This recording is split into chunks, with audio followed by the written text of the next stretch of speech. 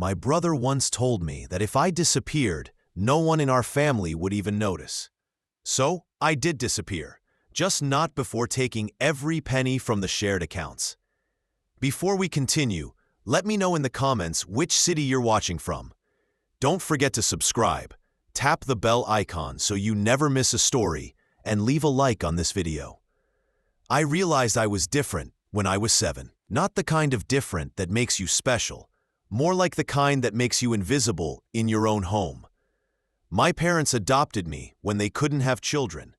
For 3 years, I was enough. Then my mother became pregnant, and suddenly, I was no longer the child they wanted. I was just the practice run before the real one arrived. When my brother Kyle was born, I saw my mother's face light up in a way it never did for me. Pure, effortless love, the kind I had always tried to earn but never received. I told myself I was overthinking, that maybe all kids felt this way sometimes. When Kyle learned to walk, my parents threw a party. When I did, there were just a few quick photos. His first words were recorded, replayed, and celebrated. Mine were buried somewhere in an old baby book. By age 10, the difference between us was clear. Kyle got new clothes. I got my cousin's hand-me-downs. His birthdays had decorations and themes. Mine were small family dinners, if anyone remembered. When he brought home a B, they celebrated his effort. When I brought home straight A's, I got a simple nod and a warning not to get arrogant. So I learned to make myself useful. If I couldn't be loved, maybe I could be needed. I cooked, cleaned, and helped with Kyle whenever my parents wanted a break. I became the easy child, the one who didn't demand attention. My mother would pat my shoulder and say, "You're such a good girl," in the same flat tone she used to compliment the dishwasher for working quietly. Kyle grew up feeling wanted. I grew up feeling tolerated. He knew mistakes wouldn't cost him love. I knew mine would only prove I wasn't worthy of it. He developed confidence. I developed caution.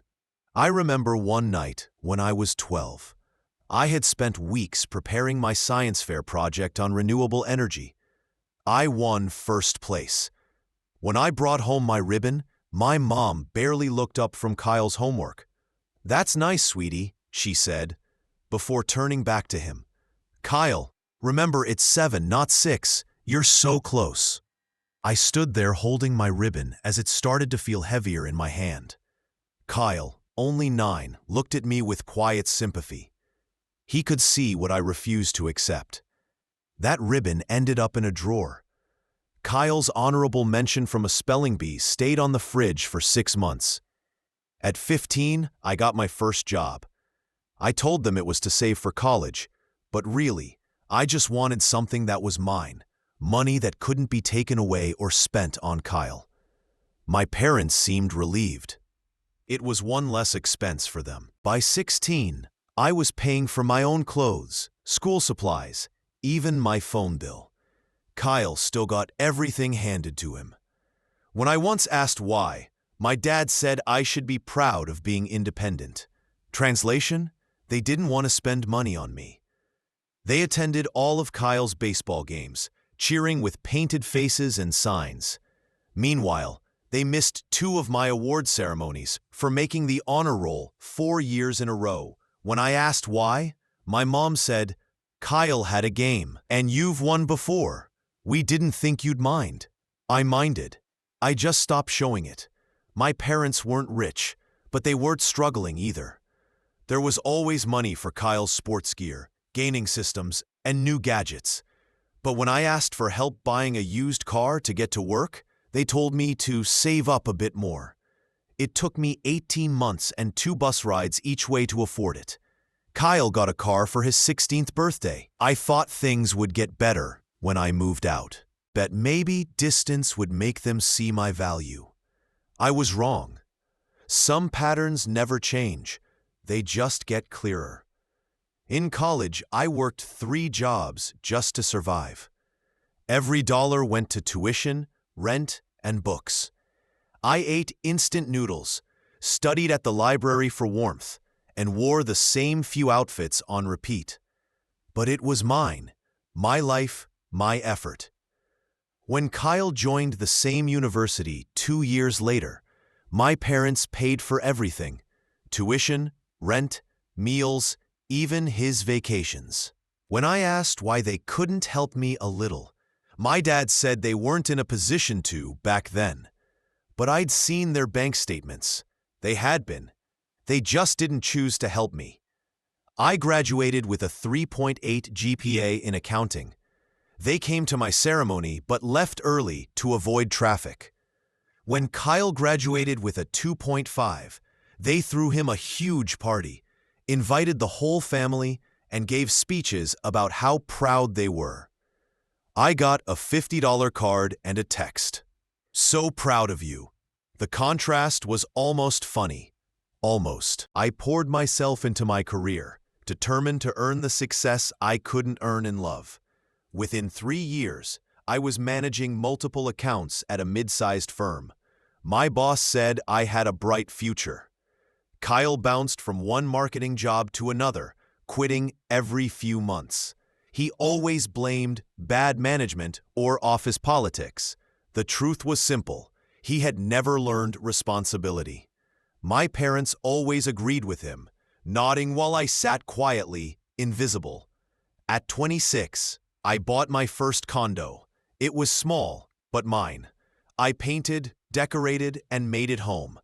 When I called to tell my parents, my mom said, "That's great, honey, but Kyle's here. He needs to talk to us." By 29, I was doing well. Senior accountant, respected, financially stable.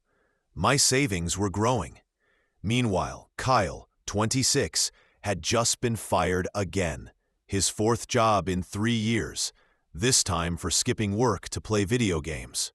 My mother called crying, saying, "He's going through a hard time. The job market is tough." She never asked about my life. It had been months since she'd called for any reason other than Kyle. Then my father called. "We need to talk about Kyle," he said. Of course, it was always about Kyle. They explained that he was moving back home and struggling financially. They were covering his bills, and money was getting tight. Then came the real reason for the call. "We were hoping," my mom said carefully, "that you could help out a bit, just until Kyle gets back on his feet." Part of me wanted to scream. Part of me wanted to say no. But the little girl who still wanted their approval whispered yes. At first, it was small amounts: $200 for groceries, $300 for bills. Then it grew: $500 for the mortgage, $800 for repairs. Eventually, I was transferring $1,500 every month into a joint account I opened for them. It was meant for essentials. Instead, the statements showed dinners out, expensive clothes, new electronics, and a gaming computer for Kyle. When I mentioned budgeting, my mom got offended. "We're not children," she said. Kyle eventually found a part-time job at a sporting goods store. Barely 20 hours a week. It covered his phone and car, nothing else. "He's trying," my mom said. I'd worked 50-hour weeks for years. Trying wasn't enough for me, but it was always enough for him. And yet, I kept paying. Sometimes my mom would text, "Thank you for being so responsible." My dad would say, "We don't know what we'd do without you." Those tiny crumbs of appreciation kept me going. My therapist once asked why I kept doing it, why I supported a family that never treated me like I belonged. I didn't have a clear answer. Just one haunting question: what else could I do to make them love me? At 31, I was funding my parents' retirement and my brother's lazy comfort. $1,500 every month for 2 years. I tracked every expense, watching their spending spiral. Premium TV, restaurants, gym memberships Kyle never used, subscription boxes they didn't need. Meanwhile, I cut back on my own life. No eating out, No new car, no extras. I was sacrificing so they could live easily. The irony was painful. Still, some small moments made it feel worth it. Like the day my mother called just to talk. Not to ask for money, just to talk. She told me about her garden and asked about my work. For those 20 minutes, I felt like her daughter, not her ATM. When we hung up, I felt lighter than I had in months. My father texted me later, after I helped cover a large repair bill. "You're really saving us here. I know I don't say it enough, but we appreciate you." Even Kyle, surprisingly, showed flashes of self-awareness.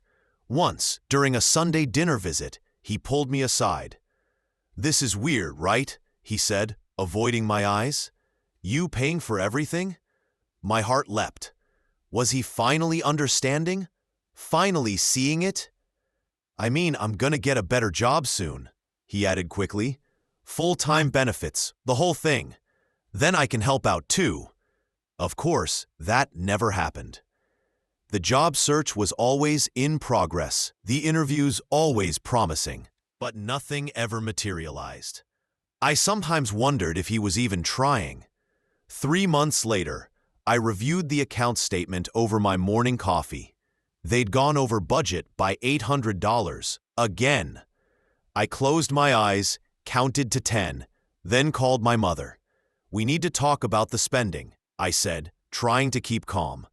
"What spending?" she asked, genuinely confused. "The account is supposed to be for essentials, groceries, utilities, insurance. But there's spending on restaurants and shopping. Things that aren't necessary." "We're not being irresponsible," she said, her tone shifting. "We're just living. We've been careful our whole lives. Can't we enjoy retirement a little?"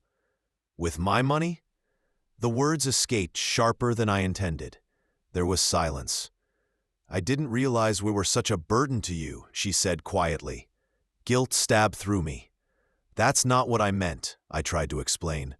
"I'll just be more careful," she replied, her voice tight. "I have to go." She hung up. I sat there holding my phone, feeling like I had somehow become the villain in a story where I was the one being used. 2 weeks later, Kyle added me to a family group chat with my parents. It was a meme about choosy beggars, people who ask for help but complain about how it's given. The message was obvious. I was being ungrateful for funding their lifestyle. I didn't reply. What could I say? The spending didn't stop. If anything, it got worse. A weekend trip to the coast. New living room furniture. Even expensive repairs to Kyle's car that could have waited. I raised my contribution to $2,000 a month. It wasn't sustainable. But what choice did I have? Let them lose the house? Watch them struggle? My savings stopped growing, then began to shrink. I was 33, earning a decent income, yet moving backward financially. Still, I told myself it was worth it. Because sometimes my mother would say she was proud of me. My father would acknowledge my help. Those rare moments kept me going. Kyle started calling me directly for money. Not for the household, but for himself. Concert tickets, a new laptop, credit card payments he'd maxed out. "Come on," he'd say when I hesitated. "You're already helping everyone else." That year, I decided to host Christmas.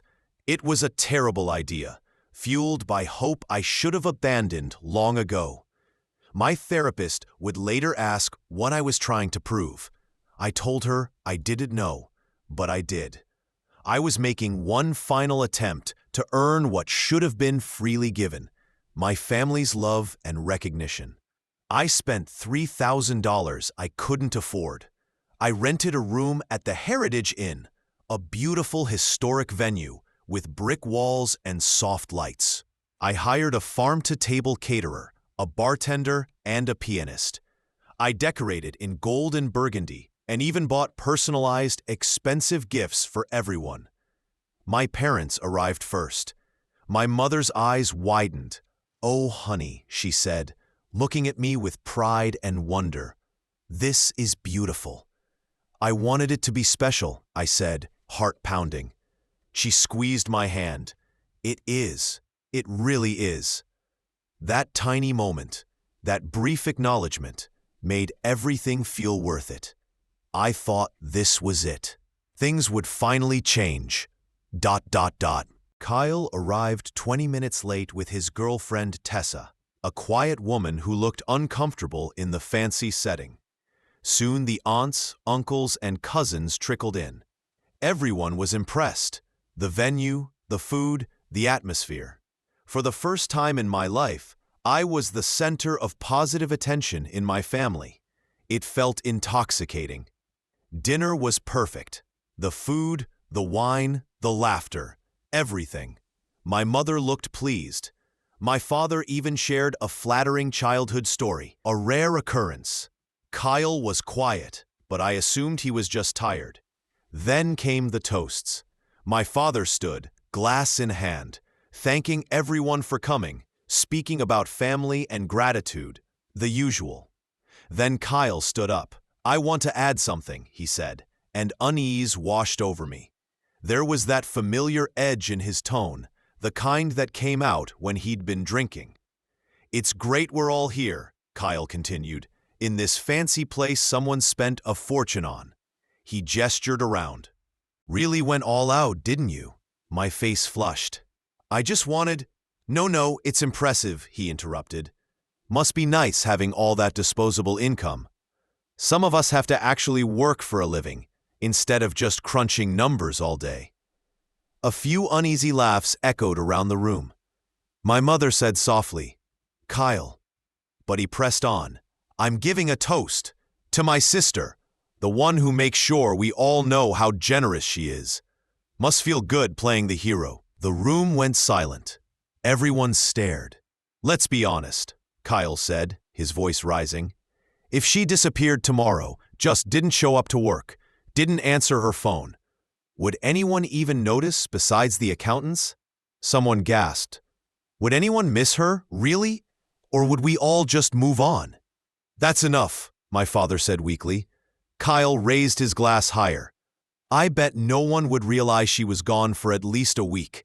That's how forgettable she is. So, here's to—" "Stop," I whispered, but too quietly. "Here's to my sister, the human checkbook." A few nervous laughs followed. My mother's face was tight. My father stared at his plate, and my uncle actually chuckled. Kyle sat down, looking smug. Tessa tried whispering something to him, but he brushed her off. I stood there in the room I had paid for, at the party I had planned, feeling smaller than I ever had. The pianist kept playing. The lights still twinkled, but everything inside me felt hollow. My hands shook, my face burned. 33 years of invisible ache pressed against my chest. "Actually," I heard myself say, my voice steadier than I felt, "that's an interesting theory." Kyle looked up, surprised I was speaking. "Disappear for a week and nobody notices?" I said. "Want to bet on it?" He laughed. "What? I'll do it. I'll disappear. Let's see if you're right." The room fell silent again, this time uncertain, uneasy. "Oh, come on." "I was just—" Kyle said, "Just though what?" His voice I asked. "Joking." I smiled, though it felt forced. "Then there's no harm in testing it out, right? 1 week, no contact. Let's see who notices." "Don't be dramatic," my mother said. "I'm not. I'm accepting your son's dare." I looked at each of them before grabbing my coat and walking out of the Heritage Inn, leaving behind my family, the beautiful party, and the last trace of hope I'd carried for 33 years. In my car, I sat for 10 minutes, engine running, hands gripping the wheel, until my knuckles turned white. Inside my condo, I stood in the dark and cried. Not the quiet, cinematic kind, but the raw, heavy kind that comes from years of swallowed pain finally spilling out.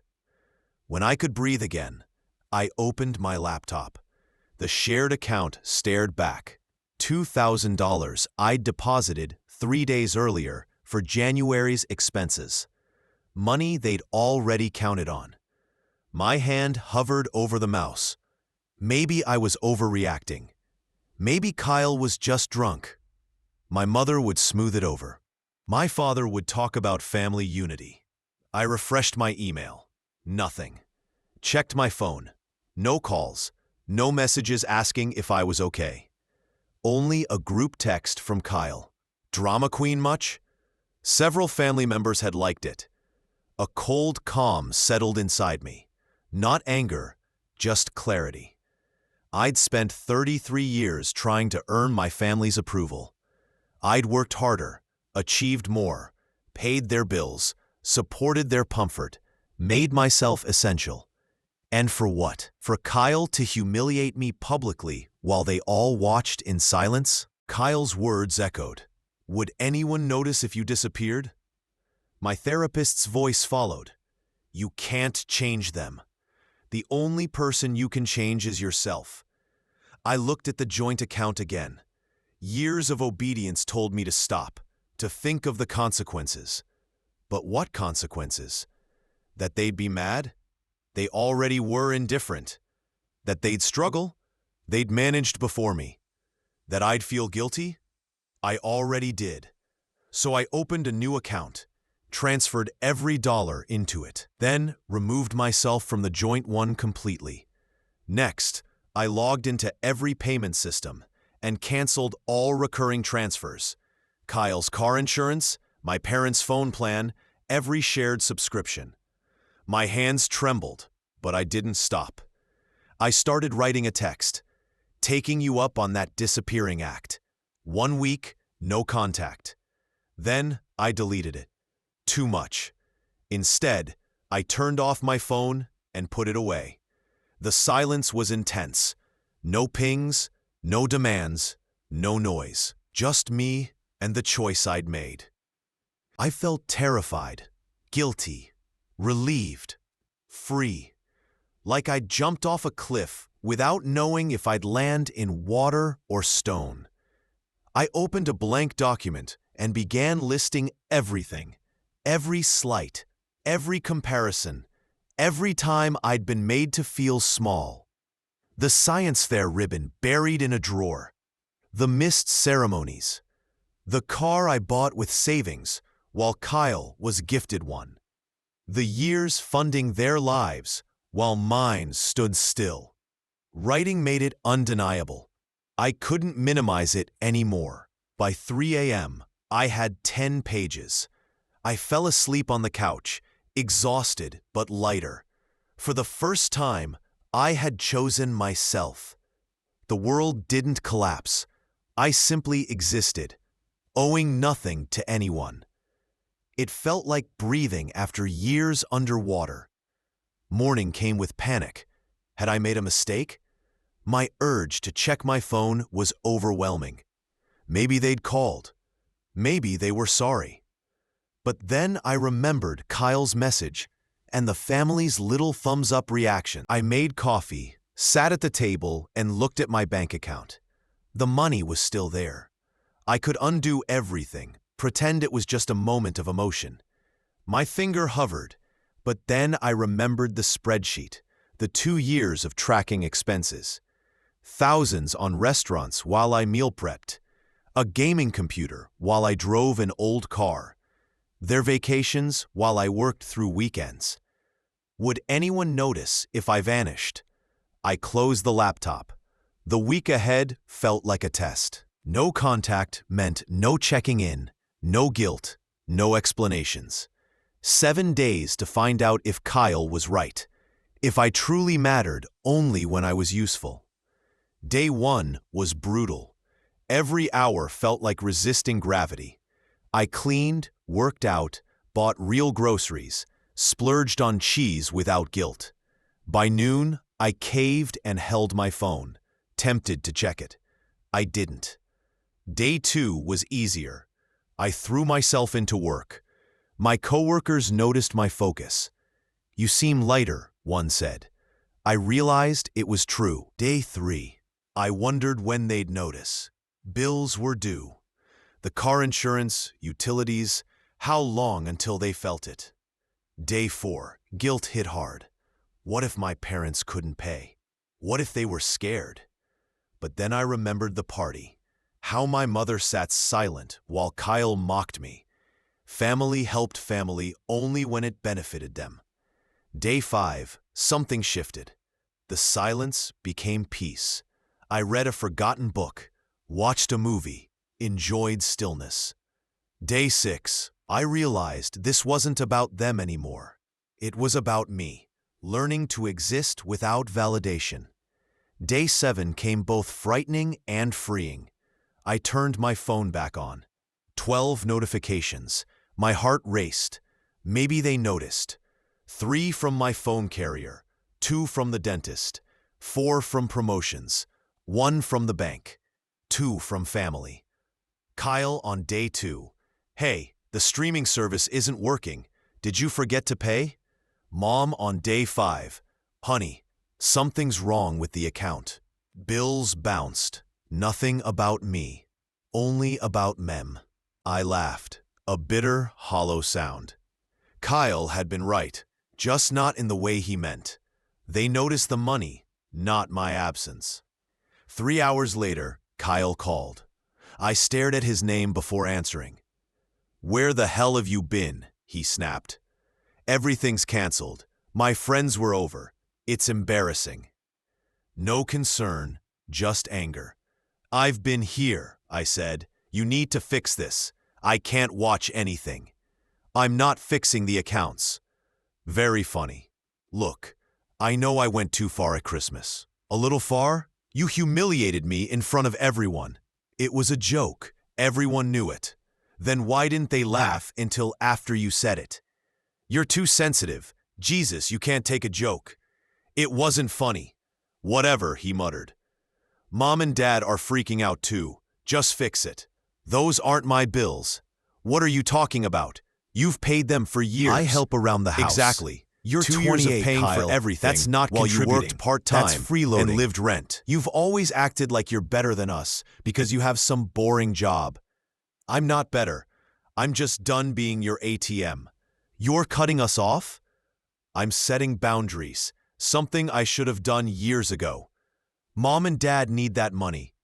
They have income. They'd have savings too if they hadn't spent it all on you. You're really doing this to your family? Family. The word felt different now. No longer warm, just heavy with obligation. I'm doing this for myself. You're being selfish. Maybe. Or maybe I'm done being everyone's backup plan. When Mom calls crying, that's on you, he said. I'm not your bank, Kyle. I'm not their retirement plan. I'm done. You'll change your mind. I won't. He hung up. I was shaking, not from guilt, but from adrenaline. I had finally said no. Then my phone rang again. Mom, I ignored it. Then again, please call me. We need to talk about the account. Why would you do this? Then Dad, your mother is upset. Called her. I silenced my phone. For once, I chose peace over guilt. I cooked dinner slowly, ate slowly, slept deeply. On day 9, Mom called again. I answered. Oh, thank God, she said. Honey, why did you close the account? I didn't close it. I removed myself from it. But we need that money. The mortgage bounced. The electric company's calling. I stopped paying your bills. This is about Christmas, isn't it? Kyle was drunk. He didn't mean it. He didn't apologize. He yelled about streaming services. He's under stress. I don't care about his stress. I care that you said nothing when he humiliated me. We didn't want to make a scene, but it was fine for him to make one? Silence. That's not fair, she whispered. What's not fair is spending years paying your bills, working 3 jobs for college, while you paid for everything. What's not fair is being invisible until the money stops. We love you. The words were empty. Once, they'd meant everything. Now, they meant nothing. When's my birthday, Mom? What? My birthday, what day? A pause. June 20th, 23rd? You never forget Kyle's, April 14th. That's different. You're right, it is. Why are you being so cruel? She asked through tears. I'm not. I'm being honest. For 33 years, I've been invisible unless you needed something. I'm done. We're your parents. You can't abandon us. I'm not. I'm just not funding you anymore. We can't afford the house. Kyle's not working. Then he needs a full-time job or you need to downsize. I'm not responsible for your choices. This is selfish, she cried. You gave Kyle love. You gave me survival. That's not the same. That's not true. Don't lie to me or yourself. We both know. She broke down completely. I wanted to comfort her, but I couldn't. Not please, don't do this. We need you. You need my money. That's not the same thing. What are we supposed to do? Figure it out, like I always had to. I hung up. My hands shook again, heavy with guilt, but beneath it, I felt something new. Relief. I'd told the truth, and the world didn't end. Her final text read, I'm sorry we weren't perfect parents, but we did our best. Doesn't that count for something? I turned off my phone. Their best had never been enough, and I was done pretending it was. 3 weeks later, my father called. That alone told me it was serious. He and I had never talked much beyond polite exchanges. He always left the emotional work to her. I almost didn't answer, but curiosity won. Hi, Dad. We need to talk, he said, his tone calm but tight. The tone in my father's voice reminded me of when I'd broken rules as a child. This has gone on long enough, he said. What has? This tantrum? This punishment you're putting your mother through? A chill spread through me. Tantrum? You're angry about Christmas. I get it, he continued. Kyle crossed a line.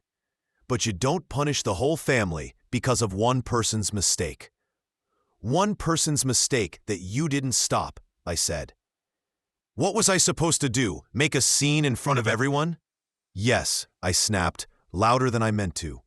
Yes, Dad, you should have defended me. You should have told Kyle he was wrong. You should have cared enough to speak up when your son humiliated your daughter in public. I talked to him afterward. Afterward doesn't matter, I said sharply. Defending me in private where no one sees?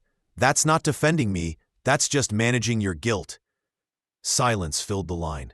I could hear him breathing, steady but strained. We're going to lose the house, he said finally. My heart dropped. What? We're 3 months behind on the mortgage. The bank sent a notice. We have 60 days before foreclosure. The panic hit instantly. Lose the house? My childhood home, where even with all the bad memories, some good ones still existed. How did it get that bad? I asked. You stopped contributing to the account, he said. We had to cover everything ourselves. It's more than we can manage. You have retirement income and Social Security, Dad. That doesn't make sense. You shouldn't be that far behind after 3 weeks. A pause. We had some other expenses. What expenses? Kyle needed help with some debt. Credit cards. We had to step in or he'd be sued. I closed my eyes. How much? That's between us and Kyle. How much, Dad? $8,000, he said defensively. He needed help. He's our son. I'm your daughter, I said quietly. You don't need help.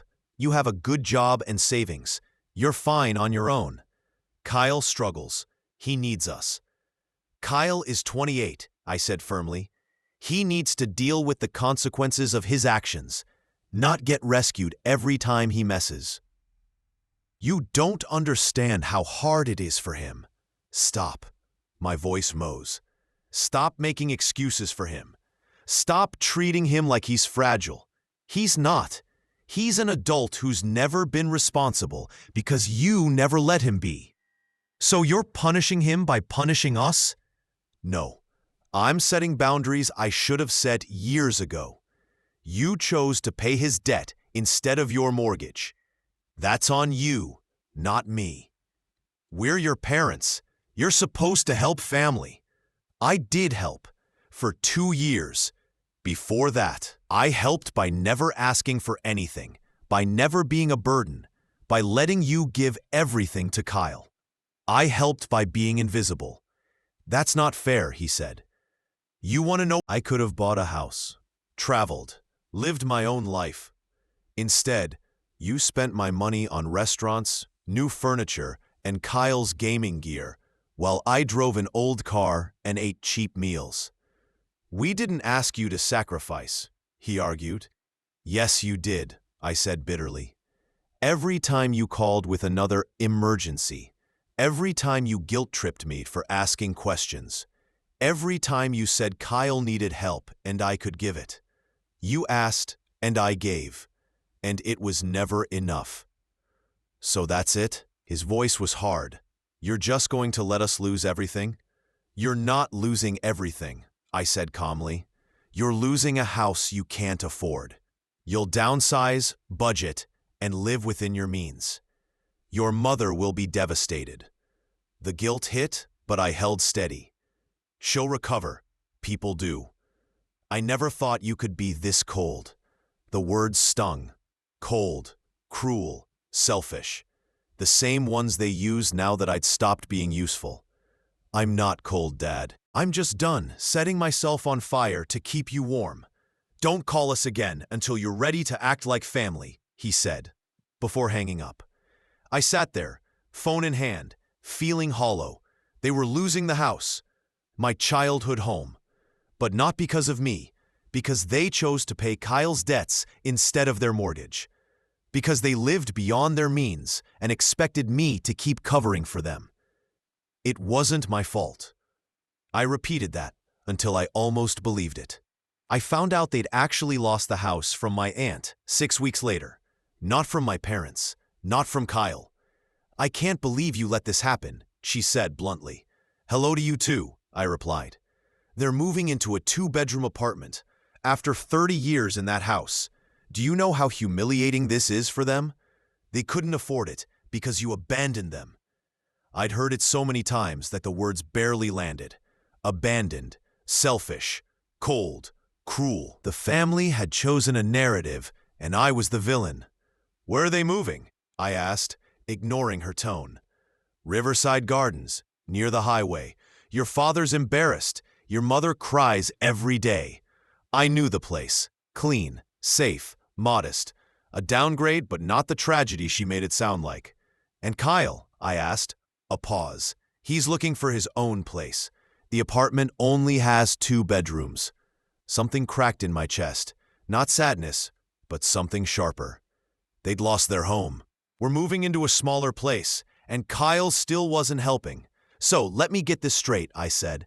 Mom and Dad lost the house. They're downsizing. And Kyle, who's lived rent-free his entire life, who they bailed out with $8,000, is getting his own apartment? He needs his independence, she said. He's 28. Independence was available all along. He just never took it. You don't understand how hard it is. Stop. I'm not doing this anymore. How are they managing financially? I asked after a pause. Barely. Your uncle helped with the move. I paid their deposit. We're all pitching in because family helps family. The implication was obvious. Everyone except me. That's good, I said evenly. I'm glad they have support. You could still help. It's not too late to fix this. There's nothing to fix. They made their choices. Now they live with them. You're really going to let your parents struggle while you enjoy your comfortable life. My comfortable life? I repeated. The one I built on my own? The one I nearly lost funding theirs? Yes. She hung up on me. Over the next few weeks, I heard updates through relatives. My parents had moved into the apartment. Smaller, older, but fine. They were learning to budget for the first time in years. My dad found part-time consulting work.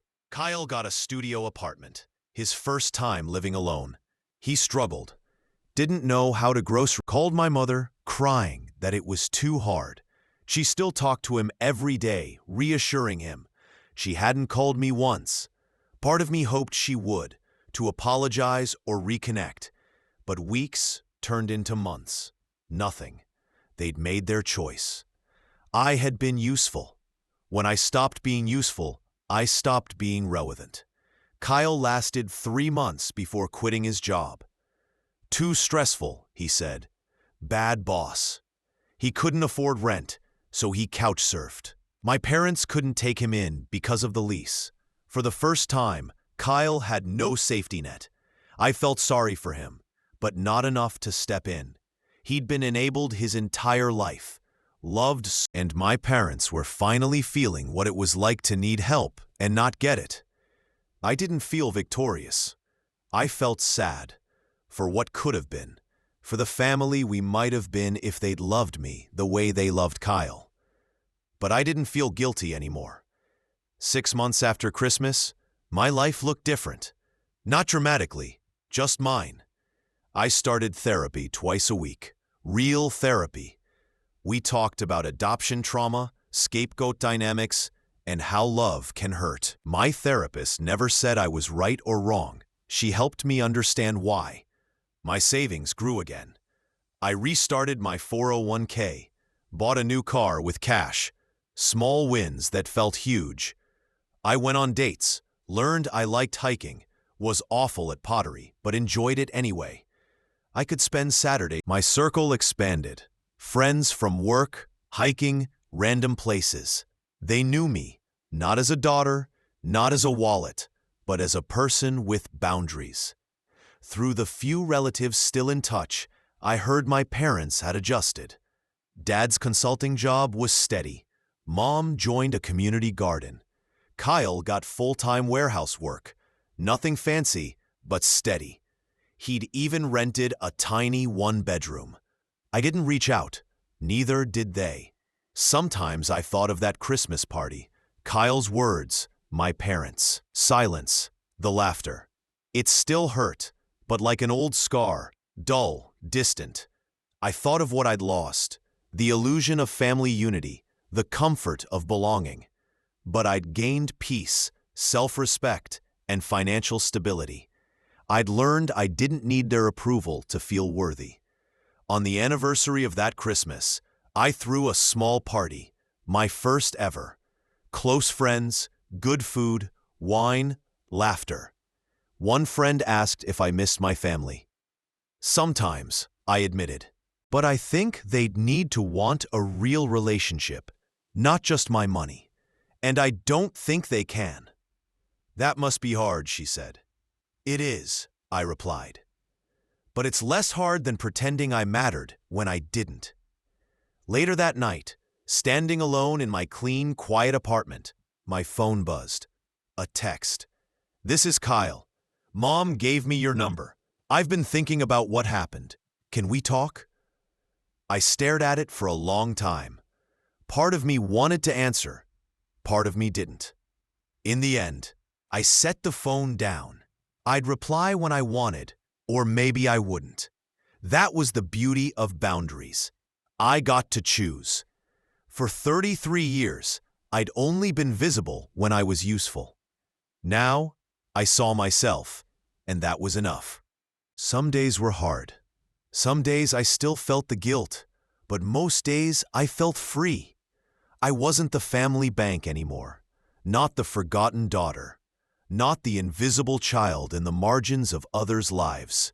I was just me, flawed, learning, growing, building a life on my terms. And if they ever wanted to be part of that life, not just when they needed something, they knew where to find me. But I wasn't waiting. I'd spent enough of my life waiting for love that never came. Now, I was learning to give it to myself, and that was enough. That was more than enough. That was everything.